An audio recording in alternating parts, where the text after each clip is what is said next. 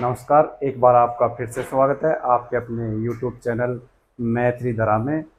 मैं आर के बंसीवाल फिर से आपके सामने प्रस्तुत करता हूँ। आज जो हम स्टडी करेंगे वो स्टडी करेंगे हम वर्त के बारे में। सर्कल वर्त के बारे में स्टडी करेंगे अपन। वर्त एक बहुत बड़ा टॉपिक है, तो इसको अब आज हम जो जनरल इसकी से संबंधित जो परिभाषाएं हैं उनके बारे में अपन डिस्कस करेंगे। हम शुरुआत होती है वर्त किसे कहते हैं। वर्त की परिभाषा क्या होती है, तो आपने देखा होगा वर्त क्या होता है। वर्त होता है एक निश्चित बिंदु से, एक ये निश्चित बिंदु मान लिया, उससे समदूरस्थ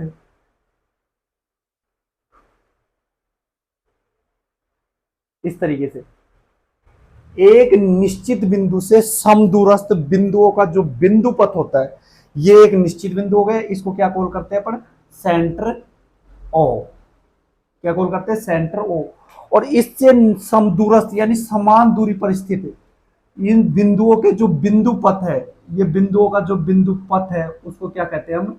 इसको कहते हैं अपन वर्त कॉल करें। It is called circle. इसको क्या कर कॉल करते हैं? वर्त। तो वर्त की जो परिभाषा होती है वो क्या होती है हमारी? वो होती है किसी समतल में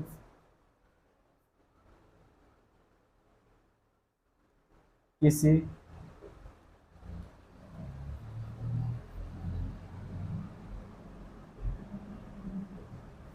समतल में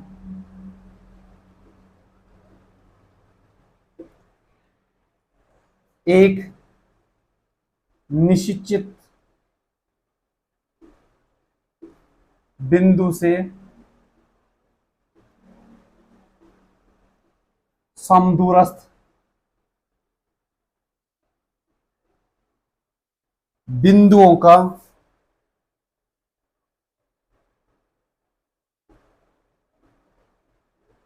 बिंदु पथ वर्त कहलाता है।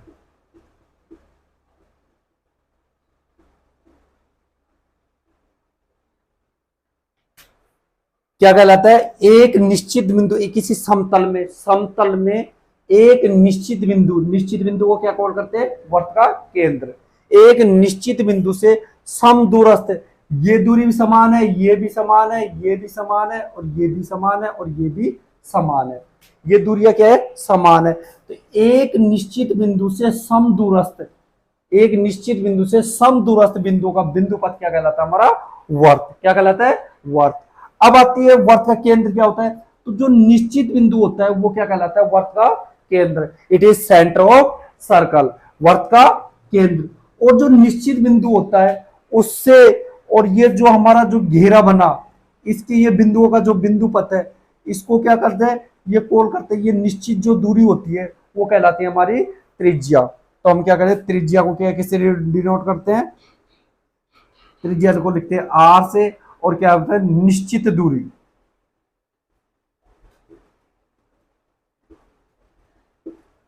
निश्चित बिंदु से, अब यह निश्चित बिंदु को क्या कह सकते हैं अपन? केंद्र। केंद्र से परिधि के बीच की सीधी दूरी वर्त की त्रिज्या कहलाती है।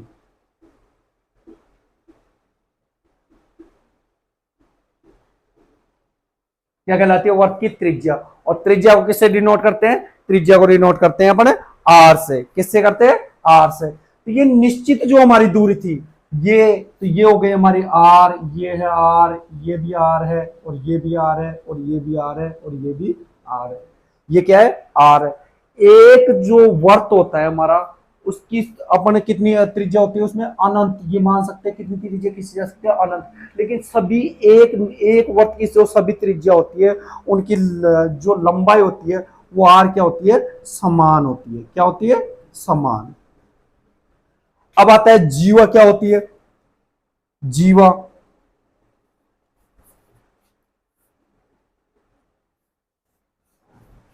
कॉर्ड। जीवा क्या होती है? तो जीवा होती है हमारी परिधि के किन्हीं दो बिंदुओं को मिलाने वाली रेखा, क्या कहलाती है? हमारी जीवा। परिधि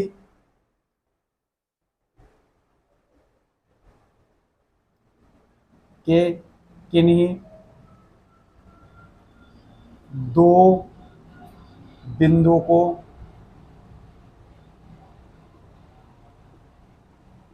सीधा मिलाने वाली रेखा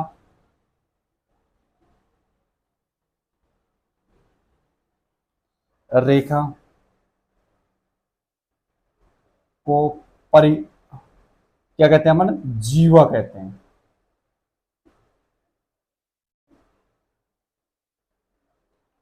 क्या कहलाते हैं? अपन जीवा। जीवा क्या होती है? परिधि के किन्हीं दो बिंदुओं को मिलाने वाली रेखा। जैसे ये अपना सर्कल हो गया, ये अपना क्या हो गया? Centre O. अब देखो ये क्या है? अपनी परिधि। क्या है ये? परिधि। परिधि को किससे सरकमफ्रेंस बोलते हैं इंग्लिश में, इसलिए किससे रिप्रेजेंट करते हैं? सी से। तो इसके किसी भी दो बिंदुओं को, किन्हीं भी दो बिंदुओं को, इसके किन्हीं भी दो बिंदुओं को ये मिला दिया जैसे, तो ये क्या हो गई हमारी? जीवा। ये भी क्या हो गई हमारी? जीवा। ये भी क्या हो गई? जीवा। ये भी क्या हो गई? जीवा। ये भी क्या है? जीवा है। ये भी जीवा है, ये भी जीवा है, ये भी जीवा है, ये भी जीवा है, ये भी जीवा है, ये भी जीवा है। यानी कि हम क्या कह सकते हैं? किन्हीं भी दो बिंदुओं को अगर परिधि के दो बिंदुओं को मिला दे तो वो क्या हो जाती है? हमारी जीवा। क्या हो जाती है? हमारी जीवा। और वर्त की जो सबसे बड़ी जीवा होती है, वर्त की क्या होती है? जो सबसे बड़ी जीवा। अब देखो सबसे बड़ी जीवा कौन सी होती है? जो केंद्र से होकर गुजरती है। वर्त की सबसे बड़ी जीवा कहां से होकर गुजरती है? तो पहला तो यही पूछ सकता है कि वर्त की सबसे बड़ी जीवा वो कहां से गुजरती है? तो वर्त की सबसे बड़ी जीवा है वो हमारी कहां से गुजरती है? केंद्र से। कहां से गुजरती है? केंद्र से। तो ये केंद्र से जो गुजरती है वो क्या होती है? वर्त की सबसे बड़ी जीवा। और वर्त की जो सबसे बड़ी जीवा होती है उसको क्या कहते हैं अपन? व्यास। क्या कहते हैं अपन? व्यास। तो अपन लिख भी सकते हैं कि वर्त की जो सबसे बड़ी जीवा होती है उसको क्या कहते हैं हम? व्यास। तो अपन देखेंगे वर्त के सबसे बड़ी जीवा को व्यास कहते हैं। और व्यास क्या होती है? त्रिज्या का क्या होता है? डबल। या त्रिज्या का दो गुना क्या कहलाता है? व्यास। पहला व्यास के बारे में, तो व्यास की परिभाषा लिखेंगे, वर्त की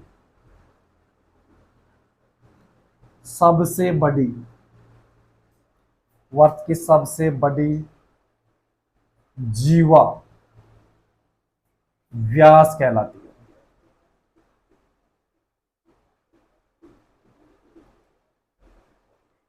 क्या कहलाती है? व्यास।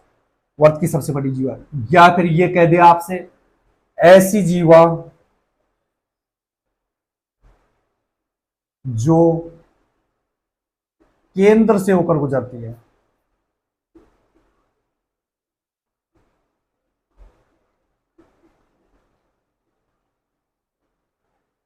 जो केंद्र से होकर गुजरेगी वो ऑटोमेटिक सबसे बड़ी हो जाएगी, इसीलिए इसको क्या कहते हैं? जो केंद्र से होकर गुजरने वाली जीवा को भी क्या कहते हैं मन? व्यास। और तीसरी कंडीशन ये होता है, व्यास त्रिज्या का दो गुना होता है। व्यास को रिप्रेजेंट करते हैं अपन डी, डायमीटर। और ये होता है 2r। क्या होता है? 2r। यानी वर्त की जो सबसे बड़ी जीवा होती है वो क्या कहलाती है? वो किसकी दुगनी होती है? त्रिज्या की दुगनी। तो सवाल ये भी पूछा जा सकता है कि बताओ वर्त की जो सबसे बड़ी जीवा होती है वो त्रिज्या की क्या होती है? दुगनी होती है या तिगनी होती है या चौगुनी होती है? तो आपको क्या बताना है कि क्या होती है? दुगनी। और आपसे पूछे कि वर्त की सबसे बड़ी जीवा कहां से गुजरती है, तब भी आपको बताना है कि वर्त की सबसे बड़ी जीवा होती है वो हमारी कहां से होकर गुजरती है? केंद्र से। वर्त के केंद्र से। एक पूछे कि वर्त की सबसे बड़ी जीवा व्यास कहलाती है, वर्त की सबसे जो केंद्र से होकर गुजरती है उसको क्या कहते हैं? वर्त का व्यास। अब आती है परिधि।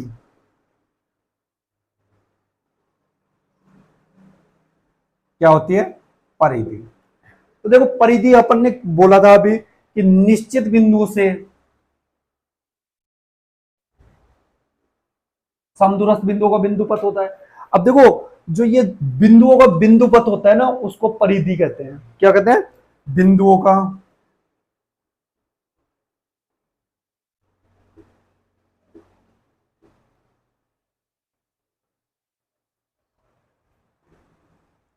बिंदु पथ, और इसको क्या कहते हैं? परिधि भी कहते हैं। और वर्त का क्या होता है? ये परिमाप।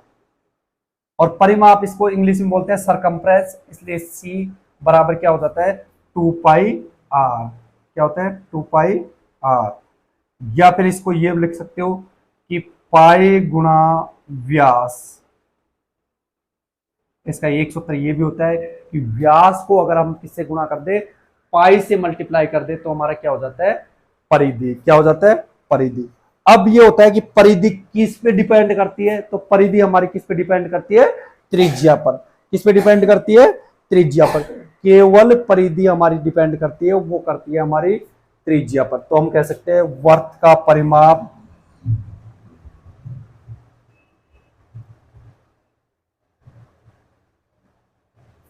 त्रिज्या पर निर्भर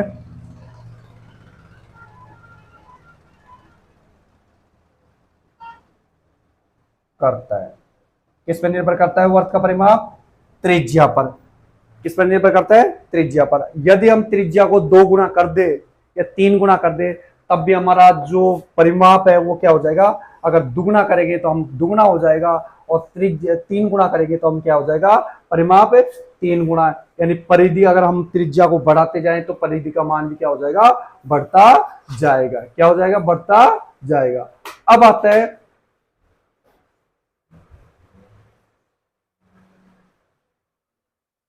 वर्त की एक होती है स्पर्श रेखा। क्या होती है? स्पर्श रेखा। स्पर्श रेखा। देखो ये सर्कल है अपना, इस तरीके से ये सर्कल है।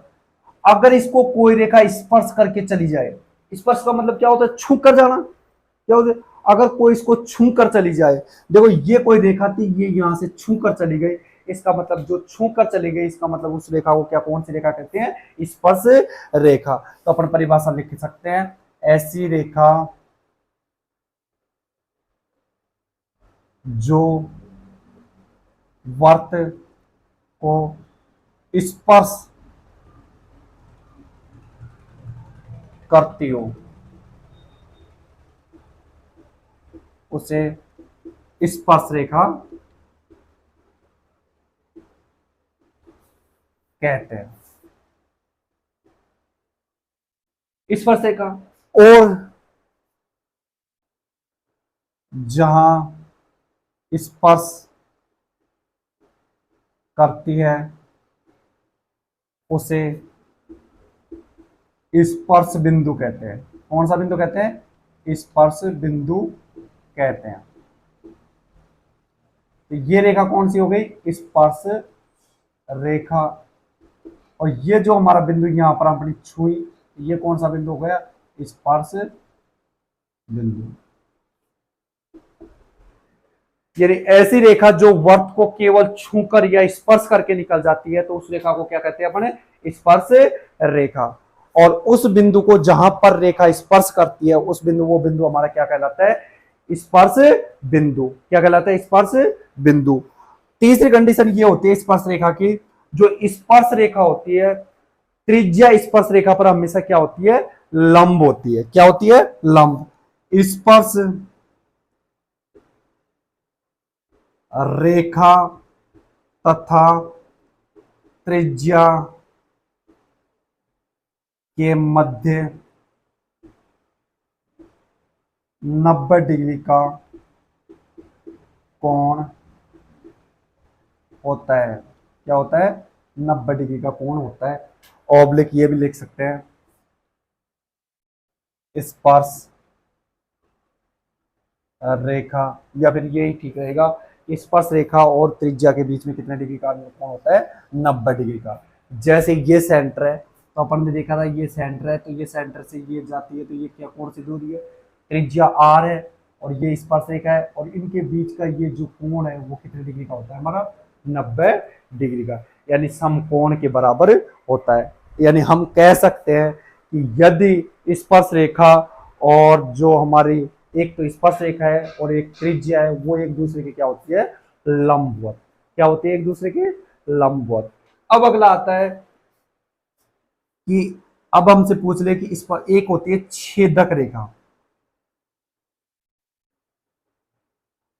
कौन सी रेखा होती है, छेदक रेखा। जैसा नाम से प्रतीत हो रहा है कि ऐसी रेखा जो वर्त में को छेद करके निकल जाए, यानी छेदक रेखा है तो छेद करके निकलेगी। जैसे ये कोई वर्त है अपना, अब इधर से घुसी है और इधर से निकल गई, इसका नाम दे दिया, जैसे मान लो इसका नाम दे दिया ए बी सी और डी, ये नाम दे दिया। तो अपनी जो ये रेखा है ए बी सी डी, वो कौन सी रेखा है, हमारी छेदक रेखा। कौन सी रेखा है, हमारी छेदक रेखा। यानी ऐसी रेखा जो वर्त को छेद करके निकल जाए, उसको रेखा को कौन सी रेखा कहते हैं अपन, छेदक रेखा। देखो ये छेद करके निकल गई, इधर से आई थी और इधर होके निकल गई, तो जो छेद करके निकल जाए उसको रेखा का कौन सी, वो रेखा कहते हैं छेदक रेखा। और कहाँ कहाँ ये कट गया वर्त के अंदर, तो एंटर तो कहाँ से लेती है, सी से, और निकली कहाँ से, बी से। तो सी और बी कौन से बिंदु हो जाएंगे, छेदक रेखा के बिंदु। कौन से बिंदु हो जाएंगे, छेदक रेखा के बिंदु। अब हमारी जो आती है वो आता है हमारा, ये वर्त का जो क्षेत्रफल होता है वो क्या होता है, वर्त का क्षेत्रफल। तो वर्त का जो क्षेत्रफल होता है, हमेशा देखो एक तो होता है परिमाप और एक होता है क्षेत्रफल। क्या होता है, एक होता है परिमाप और एक होता है क्षेत्रफल। तो आज समझेंगे क्षेत्रफल क्या होता है और परिमाप क्या होता है।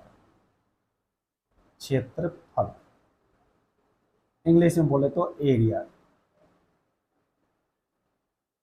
देखो बात यह है कि बात अगर अंदर की हो, आपको लग रहा हो कि बात अंदर की है, तब तो आपको क्या ज्ञात करना है, अगर द्विमीय आकृति में बात अंदर की हो तो अब हमको ज्ञात करना होता है क्षेत्रफल। और बात अगर बाहर बाहर की हो, अगर आपको लग रहा है बाहर बाहर की बात है, तब हमको क्या ज्ञात करना है, परिमाप। जैसे ये कोई अपने को स्टेडियम है, ये वर्ताकार कोई स्टेडियम है, वर्ताकार स्टेडियम हो गया।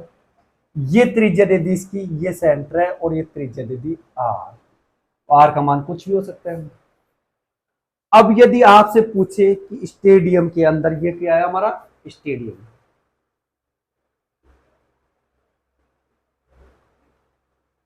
स्टेडियम है। अब यदि आपसे अगर पूछा जाए कि हमको स्टेडियम में क्या लगवानी है, टाइल, या स्टेडियम में क्या लगवानी है, हमको घास उगानी है, स्टेडियम में घास उगानी है, टाइल लगानी है, तब बताओ घास लगानी है या फिर टाइल लगवानी है या फिर मिट्टी डलवानी है। मिट्टी भी तो डलवा सकते हो, तो बताओ मिट्टी डलवानी है या फिर घास लगवानी है। तो घास क्या यहाँ यहाँ थोड़ी लगाओगे, यहाँ लगाओगे, यहाँ लगाओगे, ऐसा थोड़ी है। घास यहाँ भी लगाओगे, यहाँ भी लगाओगे, ये यहाँ अंदर भी, यहाँ भी, यानी पूरे अंदर लगेगी। और जब अंदर लगेगी तो इसका मतलब क्या ज्ञात करना है अपने को, एरिया। क्या ज्ञात करना है अपने को, क्षेत्र। क्या ज्ञात करना है अपने को, क्षेत्रफल। यानी बात जब अंदर की होती है तो अपन को क्या करनी है, क्षेत्रफल। लेकिन अपन से बोल दिया जाए कि नहीं, हमको तो क्या करना है, इसकी चार दीवारी करवानी है, इसकी चार दीवारी करवानी है, या इसके क्या लगानी है, बाड़ लगानी है। अब कोई ये बताओ कि बाड़ कहाँ लगाई जाती है, बाड़ अंदर लगाई जाती है या चार बाहर बाहर लगाई जाती है।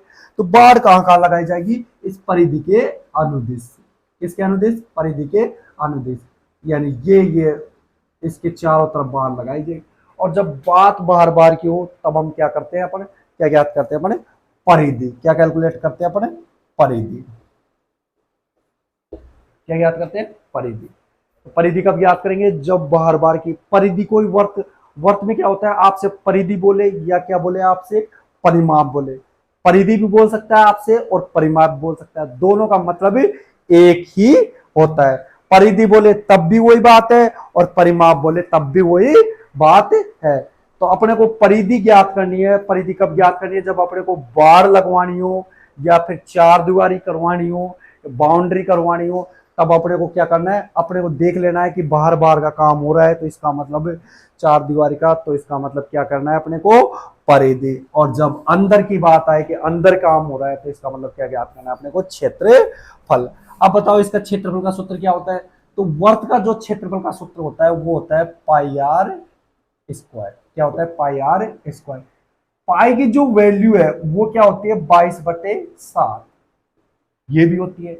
और पाई की एक वैल्यू और होती है, वो होती है अपने की 3.14। यानी पाई की हमारी दो वैल्यू होती है, एक तो होती है 22/7 और एक क्या होती है 3.14। कई सवालों में अपन जनरली में जो जनरली यूज करते हैं वो क्या यूज करते हैं अपन 22/7। लेकिन अगर सवालों में आपसे बोल दिया जाए कि नहीं 3.14 यूज करो, तो अपने को कितनी यूज करनी है? 3.14। वैसे अपनी इच्छा है कि किसी से भी कर सकते हैं, आंसर लगभग समान ही आ जाते हैं। अब देखो, जैसे हमसे बोल दिया जाए कि स्टेडियम ये किसी वर्ताकार स्टेडियम की त्रिज्या क्या बोल दी? आर, वो दे दी अपने को 35 मीटर। अब इसका क्षेत्रफल ज्ञात करना है, क्षेत्रफल यानी एरिया ज्ञात करना है। तो एरिया के लिए सूत्र क्या होता है? पाई आर स्क्वायर। पाई की वैल्यू 22/7, आर की वैल्यू 35 मल्टीप्लाई 35, तो आर स्क्वायर है 35 मल्टीप्लाई 35। 35 से काटेंगे तो कितना हो जाएगा? 5 बार। 7 से काटेंगे, 7 जो 35। 5 से गुणा करेंगे तो देखो 110 गुणा 35। 5 को 5 दूनी 10, 5 दूनी 10 और 1 11। आगे करेंगे तो देखो जीरो की जीरो, घर 5 55, हासिल की 5 गतिया 33 और 5 38। और क्षेत्रफल हमेशा किस में आएगा? अगर मीटर है तो मीटर स्क्वायर में, सेंटीमीटर है तो सेंटीमीटर स्क्वायर में। क्षेत्रफल हमेशा स्क्वायर में आता है, अगर मीटर है तो मीटर स्क्वायर में, सेंटीमीटर है तो सेंटीमीटर स्क्वायर में। अब आता है परिधि। तो परिधि को किससे डिनोट करते हैं अपन? सी से, सरकमफ्रेंस। क्या बोलते हैं? सरकमफ्रेंस। तो परिधि होगी, तो परिधि क्या होती है अपने? 2 पाई आर। 2 गुणा पाई की वैल्यू 22/7 इंटू आर की वैल्यू 35। काटेंगे कितनी बार? 5 बार। गुणा करेंगे 110 गुणा 2 बराबर कितना हो गया? 220। अब देखो, परिधि होती है वो मीटर है, तो भुजा जो अपनी त्रिज्या मीटर में है तो परिधि मीटर में आएगी। अगर त्रिज्या सेंटीमीटर में है तो परिधि किस में आएगी? सेंटीमीटर में। और आपको ये भी पता होना चाहिए 1 मीटर किसके बराबर होता है? कितने सेंटीमीटर के बराबर होता है? 1 मीटर में कितने सेंटीमीटर होती है? 100 सेंटीमीटर। कितने सेंटीमीटर होते हैं? 100 सेंटीमीटर, यानी 100 सेंटीमीटर। ठीक है। अब आते हैं हम कि वर्त की क्या हो गई? हमारी वर्त की परिधि हो गई, जीवा हो गई। अब अपन चलते हैं वर्त का जो त्रिज्य खंड होता है वो उस पे चलते हैं। तो त्रिज्य खंड क्या होता है? तो ये होता है, देखो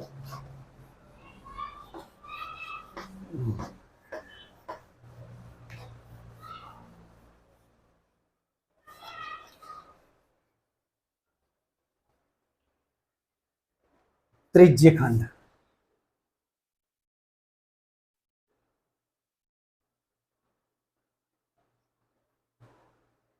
उससे पहले आर्क देख लेते हैं अपन। जैसे ये कोई सर्कल है, अब देखो अपन ये देखे, ये क्या है? अपना आर्क है यहां से यहां तक का। इसको दे दिया जैसे ए बी, ये हो गया सी और ये हो गया डी। जैसे इसको दे दिया बी और इसको दे दिया सी और ये हो गया अपना डी। अपने देखो, एक तो आर्क बड़ा है, एक तो लघु आर्क है, एक तो लघु छोटा आर्क है, और एक है अपना दीर्घ आर्क यानी बड़ा आर्क। तो अपन देखो दीर्घ आर्क तो कौन सा हो गया? ये बड़ा वाला ए बी सी।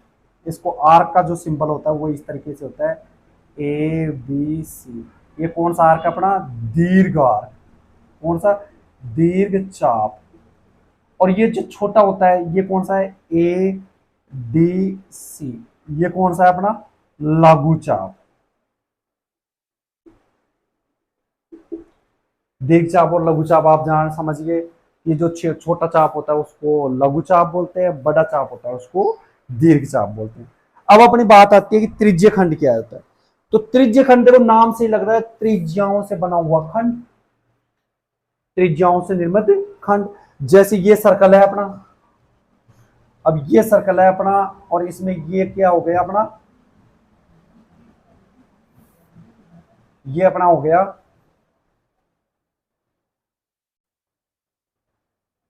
सर्कल ओ।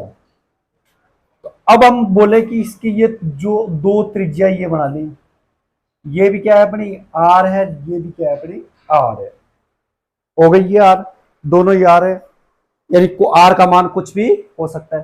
तो जो दो त्रिज्याओं से बना हुआ खंड है, निर्मित खंड, उसको क्या बोलते हैं अपन, त्रिज्य खंड। ये क्या है अपना त्रिज्य खंड। अब देखो त्रिज्य खंड भी दो होते हैं, एक तो लघु त्रिज्य खंड और एक होता है अपना दीर्घ त्रिज्य खंड। ये तो कौन सा हो जाएगा हमारा, लघु त्रिज्य खंड।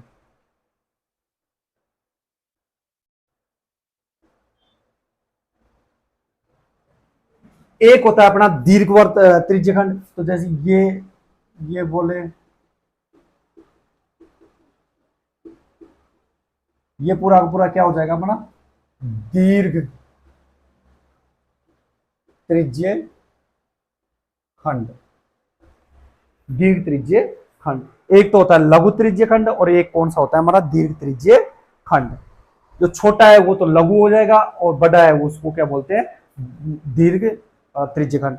जो त्रिज्य खंड का सूत्र होता है, देखो हमको पता है पूरे वर्त का क्षेत्रफल क्या होता है, त्रिज्य खंड का क्षेत्रफल।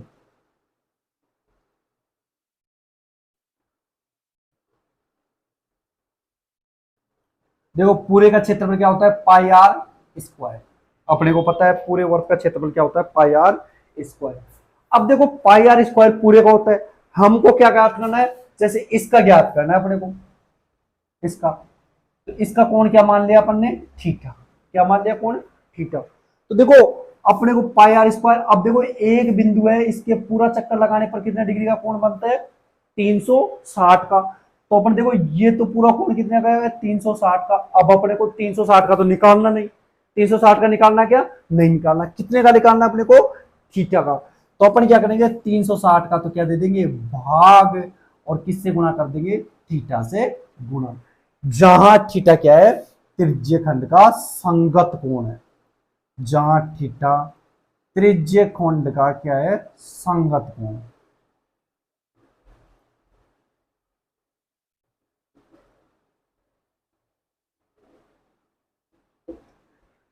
त्रिज्य खंड का क्या होता है, संगत कोण। अभी एक 10th के एग्जाम में एक सवाल आया था अपना कि मैथ में, कि चतुर्थांश, त्रिज्य खंड के चतुर्थांश द्वारा निर्मित कोण है। तो जो चतुर्थांश द्वारा, देखो चतुर्थांश का मतलब 4 अंशों में बांट दो, पूरा कोण कितने डिग्री का होता है, 360 का। तो चतुर्थांश का कोण कितने होगा, डिग्री का हो गया 90 डिग्री का। उसमें आंसर क्या था अपना 90 डिग्री। तो देखो त्रिज्य खंड का, अब जैसे इसका त्रिज्य खंड का कोण अपने को दे दिया थीटा बराबर कितना मान लिया, जैसे यहाँ दे दिया थीटा बराबर 60 हो, और आर बराबर अपना कितना मान लिया अपन ने, जैसे आर बराबर हमने मान लिया 14 मीटर है।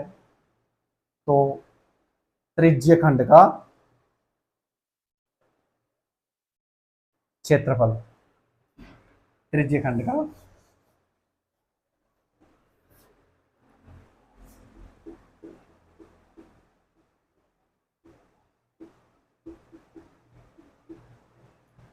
त्रिज्य खंड का क्षेत्रफल क्या हो जाएगा, तो त्रिज्य खंड का क्षेत्रफल बराबर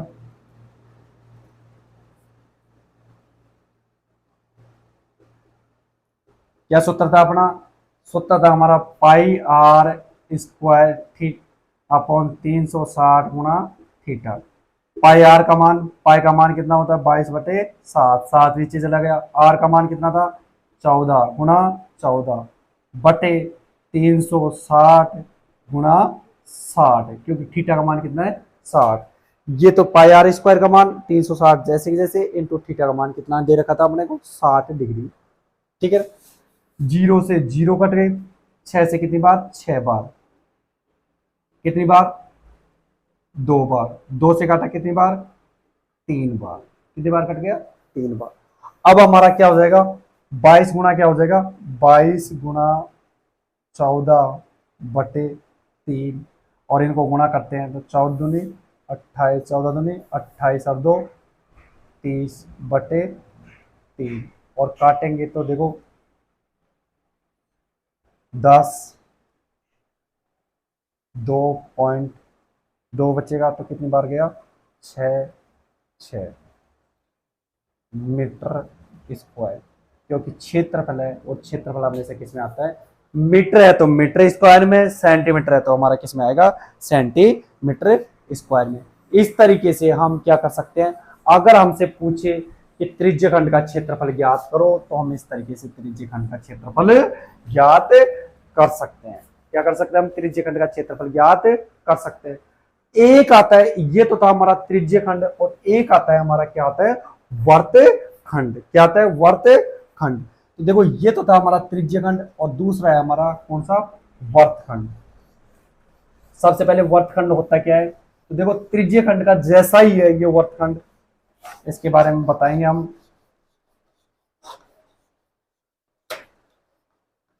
वर्तखंड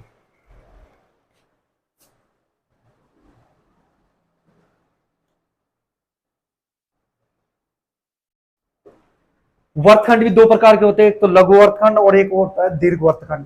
देखो वही सेम ये सर्कल बना दिया अपन ने, इसमें क्या हो गया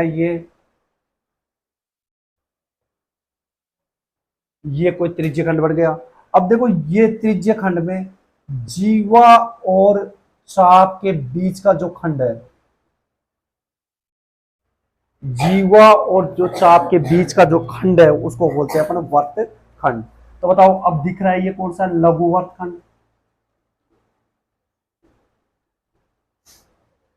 और ये पूरा क्या हो जाएगा दीर्घ वर्तखंड, या इसको इस तरीके से भी समझ सकते हो, जैसे ये है ये लघु वर्तखंड हो गया और ये ऊपर वाला कौन सा हो गया दीर्घ वर्तखंड। अपन क्या करते हैं, अपन ये सेंटर मान लिया, ये क्या है ओ। अब देखो इसको इससे मिला देते हैं जीवा के दोनों सिरों से, तो अपना ये क्या हो जाएगा थीटा निकल जाएगा कोण, ये थीटा निकल जाएगा। अपना ये जो होता है ये सिस्टम, ये क्या होते हैं वर्त की जीवा, ये क्या होते हैं वर्त की जीवा, और ये क्या है वर्त की त्रिज्या, ये भी आर है और ये भी आर है। तो इसका जो सूत्र होता है हमारा वो हमारा होता है क्या होता है हमारा जो सेम इसी तरीके से सूत्र होता है, किसका इसी तरीके से सूत्र होता है, और वो होता है आर स्क्वायर पाई थीटा बटे 360 माइनस साइन थीटा बटे 2, साइन थीटा बटे 2, जहां थीटा क्या है इसका संगत कोण। क्या होता है संगत कोण। देखो ये पोर्शन तो उसमें भी था पाई आर स्क्वायर थीटा बटे 360, और इसमें से क्या कट जाता है हमारा r square sine theta minus, इसको इस तरीके से लिख सकते हो, इसको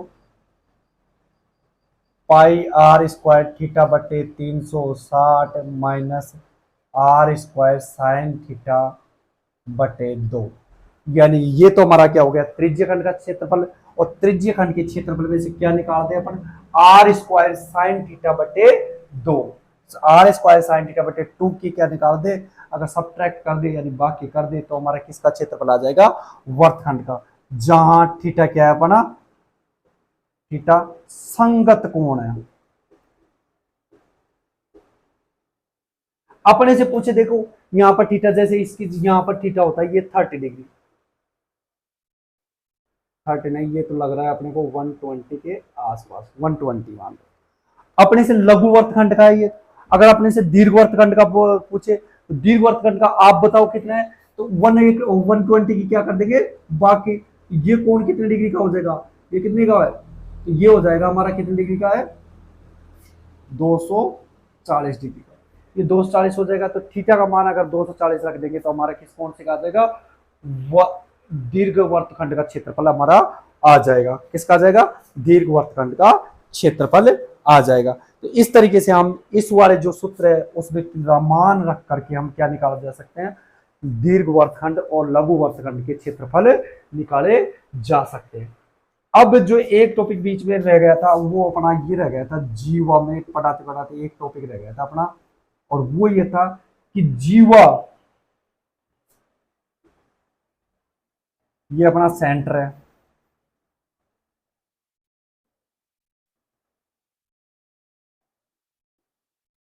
ये वर्त है ओ, और ये कोई जीवा है, सेंटर ओ है।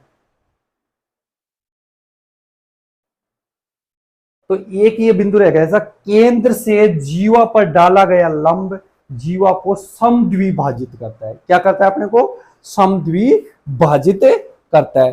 अपन लिख सकते हैं यहां पर केंद्र से जीवा पर डाला गया लंब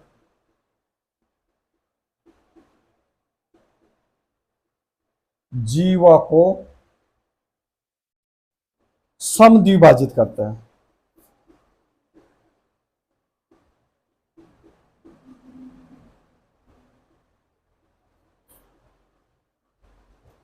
क्या करता है? जीवा को समद्विभाजित, यानी ये को क्या थी हमारी, ए बी क्या थी हमारी, जीवा। और इससे अगर केंद्र से लंब डाल दिया जाए हमारे ऊपर, इसके ऊपर, तो इसको क्या कह देते, क्या कह दे सकते हैं अपने, ये जो जीवा है ये कितने भागों में बढ़ जाएगी, दो समान भागों में बढ़ जाएगी। यानी कि क्या करते हैं, ये दूसरे को एक दूसरे को क्या करते हैं, समद्विभाजित करते हैं। तो आज हमने वर्त से संबंधित जो मुख्य मुख्य परिभाषा और मुख्य मुख्य जो दो चार सूत्र थे वो हमने स्टडी किया। आशा करता हूं कि आपको अच्छा लगा होगा। चूंकि हम ये वीडियो काफ़ी दिनों बाद आया है, बीच में क्या था कि थोड़ा एग्जाम की वजह से ये मान लो थोड़ा सा क्या हो गया था, डिस्टरबेंस हो गया था, इसलिए वीडियो नहीं आ पाया। अब कोशिश करेंगे कि आने वाली जो वीडियो है, आने वाले जो टॉपिक होंगे वो जल्दी देखने को मिलेंगे। तो मैं आशा करता हूं कि आपको अच्छा लगा होगा। अच्छा लगा हो तो इसको लाइक करें, शेयर करें और चैनल को सब्सक्राइब करें। Thank you so much.